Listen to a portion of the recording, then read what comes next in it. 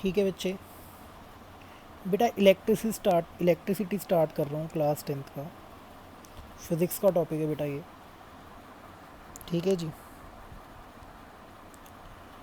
अब बच्चे जैसे ही आप पढ़ते हो इलेक्ट्रिसिटी, यार देखो, साइंस में केमिस्ट्री पढ़ना, फिज़िक्स पढ़ना, ये दोनों बड़े लॉजिकल सब्जेक्ट होते हैं बेटा। लॉजिकल इन द सेंस आपको ना कंसेप्ट आना चाहिए। कभी भी कोई क्वेश्चन आप तभी कर पाओगे जब आपको उसका कंसेप्ट आता है इन दो के अंदर। बायो में फिर भी थोड़ा थ्योरेटिकल है जो आप याद कर लोगे, पर केमिस्ट्री और फिज़िक्स बिल्कुल लॉजिकल है। ठीक है, आपको क्वेश्चन को समझना पड़ेगा और क्वेश्चन को समझने से पहले आपको कंसेप्ट आना चाहिए। बेटा इलेक्ट्रिसिटी पढ़ने से पहले हम सबसे पहले पढ़ते हैं चार्जेस, कि भैया चार्ज होता क्या है। भाई चार्जेस दो तरीके के होते हैं, positive charge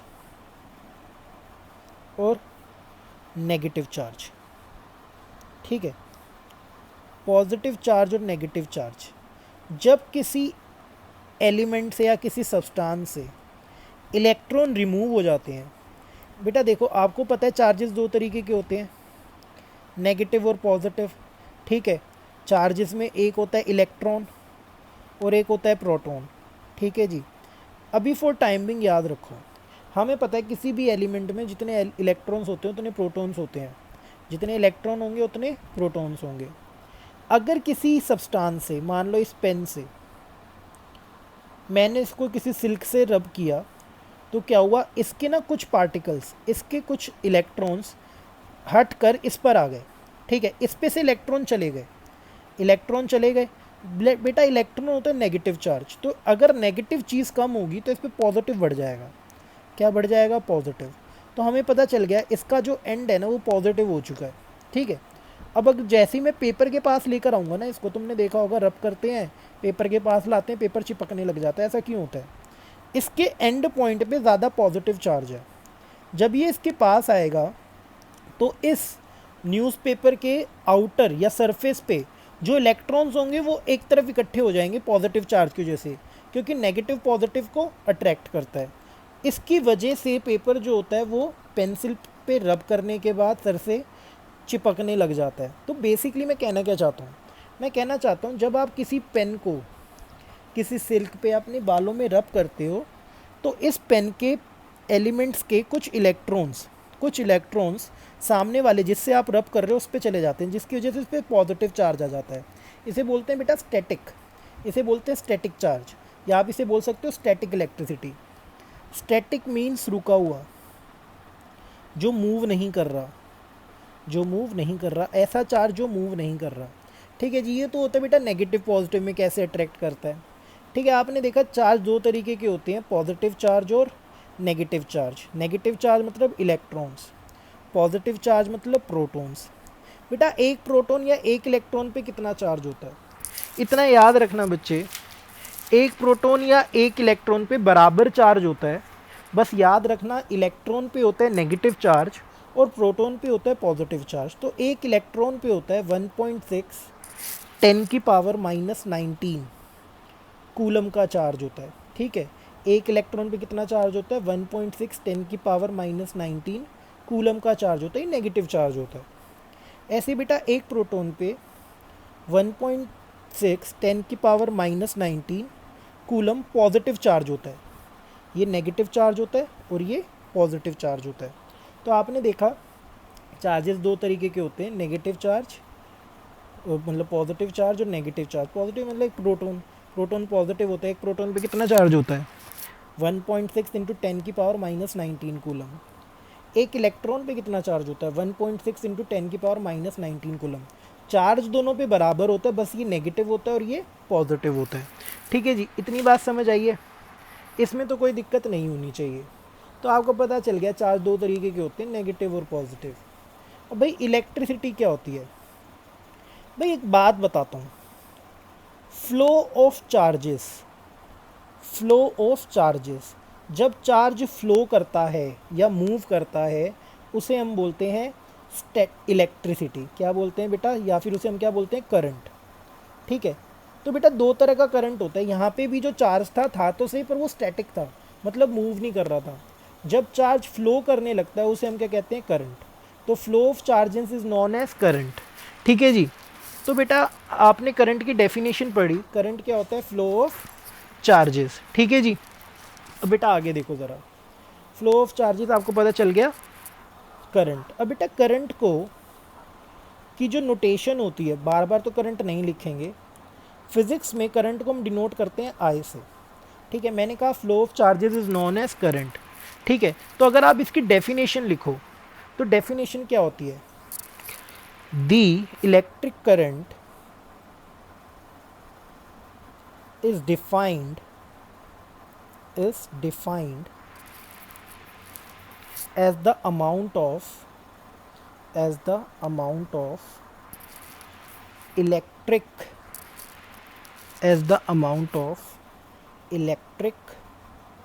charge flowing through particular area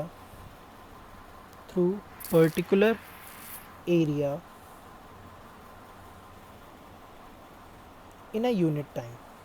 ठीक है, अगर तुम्हें सरल भाषा में बोलना है या इजीली किसी को बताना तो flow of charges means current. पर अगर आप इसकी प्रॉपर डेफिनेशन बोलोगे तो electric current is defined as the electric charge flowing through a particular area in a unit time, कि किसी पर्टिकुलर टाइम में किसी यूनिट एरिया से कितना करंट पास कर रहा है, मतलब कितना चार्ज पास कर रहा है, हम उसे क्या बोलते हैं, इलेक्ट्रिक करंट। तो basically rate of flow of charges, तो आप फ्लो ऑफ चार्जेस ना बोल के इसे क्या बोल सकते हो, rate of flow of charges की पर यूनिट टाइम में। तो current means charge per unit time. ठीक है जी। करंट को हम डिनोट करते हैं आई से, चार्ज को हम डिनोट करते हैं क्यू से, टाइम को हम डिनोट करते हैं टी से। तो बेटा याद रखना, चार्ज की जो एसआई यूनिट होती है, किसकी होती है एसआई यूनिट, चार्ज की। ठीक है, इसे क्या बोलते हैं, कूलम। जैसे वेट की क्या होती है, केजी। ठीक है, तो बेटा हम चार्ज को मेजर करते हैं कूलम में, और electric current is defined as the amount of electric charge flowing particular area in a unit time, कि पर यूनिट टाइम में किसी पर्टिकुलर एरिया से कितना करंट पास कर रहा है और कितना चार्ज पास कर रहा है, हम उसे क्या कहते हैं, इलेक्ट्रिक करंट। तो आपने देखा इलेक्ट्रिसिटी में दो चीज़ें होती हैं, चार्जेस नेगेटिव और पॉजिटिव। पॉजिटिव मतलब प्रोटॉन, नेगेटिव मतलब इलेक्ट्रॉन। पॉजिटिव और इलेक्ट्रॉन पे बराबर चार्ज होता है पर अपोजिट साइन के साथ, ये नेगेटिव चार्ज होता है और ये पॉजिटिव चार्ज होता है। चार्ज की एसआई यूनिट होती है coulomb. Rate of flow of charges, per unit time में कितना चार्ज फ्लो कर रहा है, ये क्या कहलाता है, करंट। करंट को हम किससे लिखते हैं, आई से। और करंट को मेजर करने वाली यूनिट क्या होती है, एसआई यूनिट, एम्पियर। क्या होती है बेटा, एम्पियर। उसको हम किससे लिखते हैं, ए से। इतनी बात समझ आई बेटा। फिर आपने बेटा करंट की प्रॉपर डेफिनेशन लिखी है, और करंट का फॉर्मूला क्या होता है, charge upon time, I is equal to Q by T. ठीक है जी, इतना याद रखना। ये फर्स्ट पेज है, कोशिश किया करो जब भी पढ़ते हो ना चार्ट बना के चलो। ठीक है, कि तुम्हें पता होना चाहिए, बिल्कुल थ्योरेटिकल रट्टा नहीं मारना, सोशल नहीं है ये। ठीक है, आगे देखो ज़रा बेटा, कुछ यूनिट्स और होती हैं इलेक्ट्रिसिटी में जो हम पढ़ेंगे, जो तुम पहले पढ़ के भी आए हो, कंडक्टर, इंसुलेटर, वो मैं दोबारा नहीं बता रहा। ठीक है, आपने 9th क्लास में पढ़ा होगा कंडक्टर और इंसुलेटर। वैसे बता देता हूँ, जिससे करंट पास हो जाता है, जो करंट को पास होने देता है, ठीक है, जिसमें से चार्ज पास हो जाता है, उसे हम क्या कहते हैं, करंट, मतलब कंडक्टर। और जिससे करंट पास नहीं होता, जिससे करंट या इलेक्ट्रिसिटी पास नहीं होती, ठीक है, उसे हम क्या कहते हैं, इंसुलेटर। जिससे इलेक्ट्रिसिटी पास नहीं होती उसे हम क्या कहते हैं, इंसुलेटर। इतनी बात समझ आई है, इसमें कोई दिक्कत है, ठीक है जी, इसमें तो कोई दिक्कत नहीं होनी चाहिए। आगे देखो बेटा ज़रा। अच्छा एक बात बताओ, तुमने ना एक चीज़ सिखाता हूँ, पता नहीं किसी ने बताई होगी या नहीं बताई होगी, करंट वेक्टर क्वांटिटी है या स्केलर क्वांटिटी है।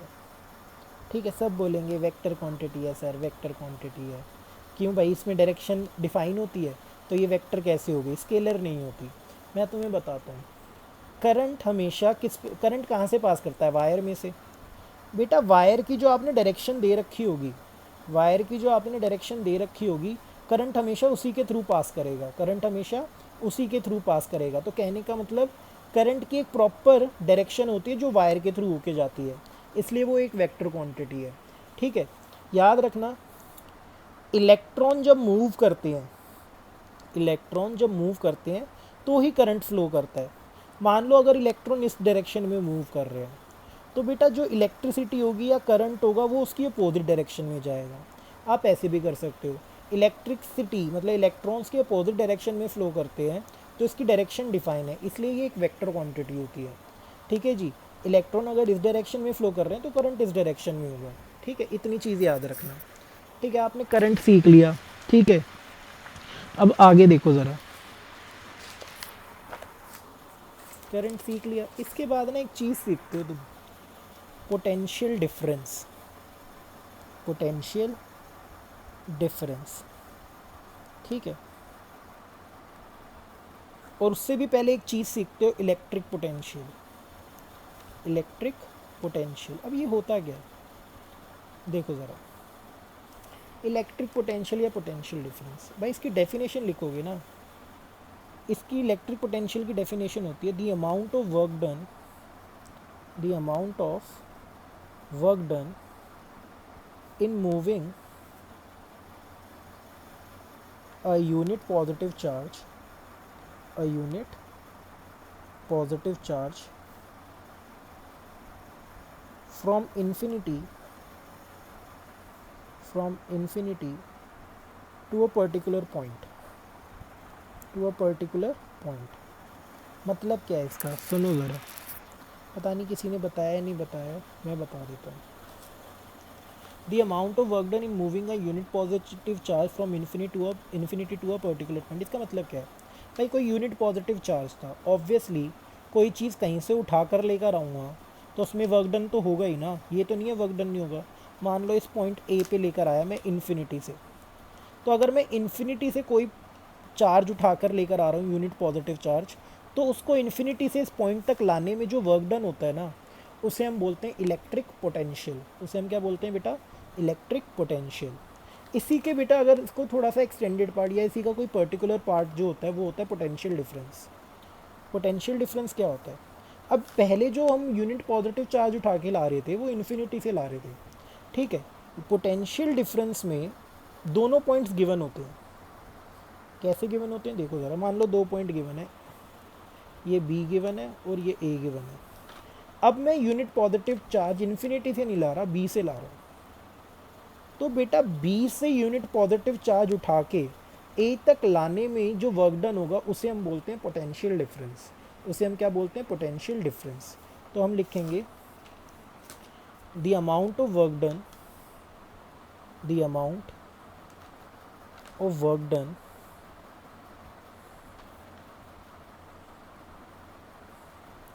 in moving a unit positive charge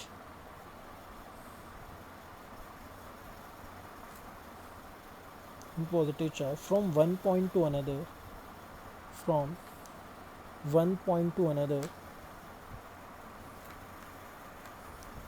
is known as potential difference, is known as potential difference। तो बेटा डेफिनेशन ऑलमोस्ट सेम है, बट यहाँ पर हम इन्फिनिटी से उठा के इधर ला रहे थे तो इसलिए इसको बोलते हैं इलेक्ट्रिक पोटेंशियल। बट अगर दो पर्टिकुलर पॉइंट्स के बीच में एक यूनिट चार्ज को मूव करेंगे तो उसे बोलते हैं बेटा हम पोटेंशियल डिफरेंस। इसे इलेक्ट्रिक पोटेंशियल, इसे पोटेंशियल डिफरेंस। बेटा इलेक्ट्रिक पोटेंशियल या पोटेंशियल डिफरेंस को हम किससे लिखते हैं, वी से। इलेक्ट्रिक पोटेंशियल या पोटेंशियल डिफरेंस को हम किससे लिखते हैं, वी से, डिनोट वी से करते हैं।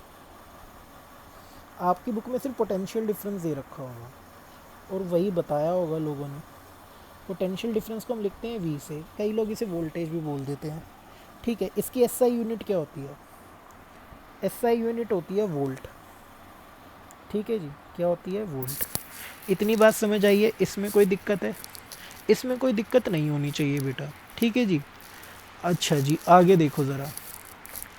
अब बेटा मैंने बोला amount of work done in moving a unit positive charge from one point to another point is known as potential, electric potential. अगर इन्फिनिटी से ला रहे हो उठा के पॉइंट तो उसे हम बोलते हैं इलेक्ट्रिक पोटेंशियल, और अगर दो पर्टिकुलर पॉइंट्स के बीच में निकाल रहे हैं तो उसे हम बोलते हैं पोटेंशियल डिफरेंस। इतनी बात समझ आई है बेटा?